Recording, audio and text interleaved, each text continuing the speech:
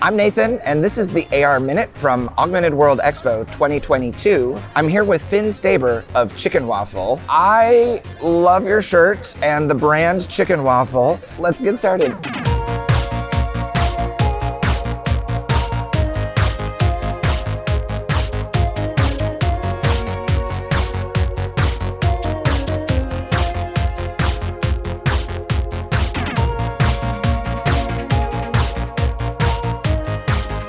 Can you tell those folks at the AR Minute a little bit about who you are and what you do in the metaverse? We focus on creating immersive content, funny, zany games, hyper-realistic brand partnerships with some really cool clients and partners. Do you have a vision for your work in the next 2 to 3 years in the metaverse, and what sort of developments or changes we're going to need to see to get there? Well, we're working on a Baby Hands 2 grandma's house right now, where you can crawl around your grandma's house, and Baby Hands Daycare, which is a zany multiplayer kind of like Rec Room with baby avatars. It's hilarious. We've also been working on Shadow of Valhalla, which is like a physics-based combat game with Vikings and orcs and zombies. Basically, a total 180 from Baby Hands. Yeah. You know, when I look to the future of, especially with like smart glasses, I see the utility as a big driving force. I love the idea of being able to walk around with 8 screens in my peripheral and pull things into my foreground and have that utility without ever pulling my phone out of my pocket.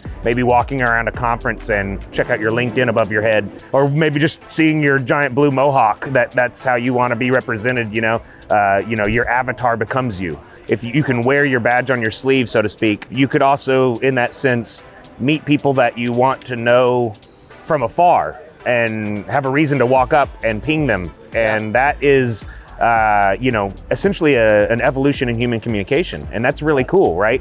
Augmented reality allows for things that you could never do in reality. Like, for instance, I can't have a giant blue mohawk. Yeah. I think it'd be kind of cool sometimes, but I don't have the hair pattern, right? Yeah. And so it's just not gonna work. The next question goes a little bit deeper, right? And continuing on conference themes, we've heard a lot about ethics, accessibility, safety, data privacy, right? There's so many challenges. What is the responsibility of somebody building the metaverse to, tackle these difficult problems? Ethics is an interesting topic because a lot of times when people bring up ethics, my question is, whose ethics? Mm-hmm.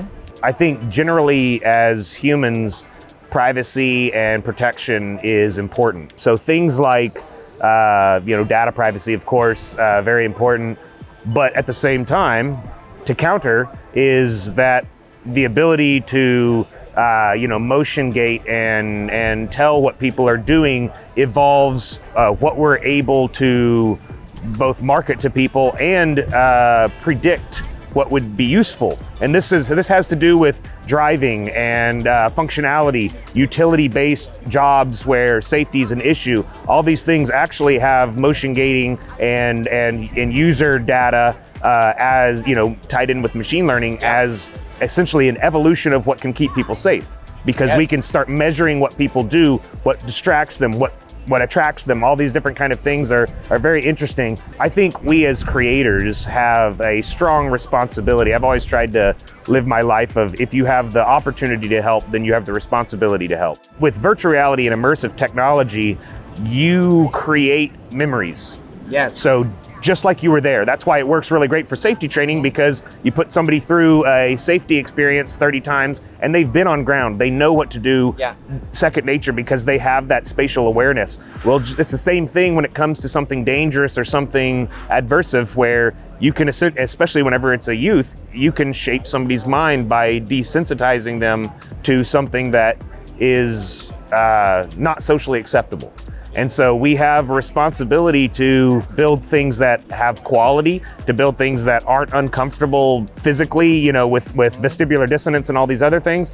But we also have things that are important to society, to not build things that falsify one's beliefs in truth. When it comes to game development, our big influence is, of course, things that are comfortable for the player, watching out for motion sickness, making sure that they have a good experience, because those are the kind of things that if somebody has a bad experience, they'll think like, VR's not for me. Yeah. And so a lot of people say, VR not for me. And I said, really, when did you play it? Well, in 2015, I tried this Google Cardboard that made me nauseous. And I'm like, okay, well, you haven't tried VR then, you know what I mean? You spoil their opportunity of future sales. Yes. And so I think that's, in my mind, that's our big responsibility.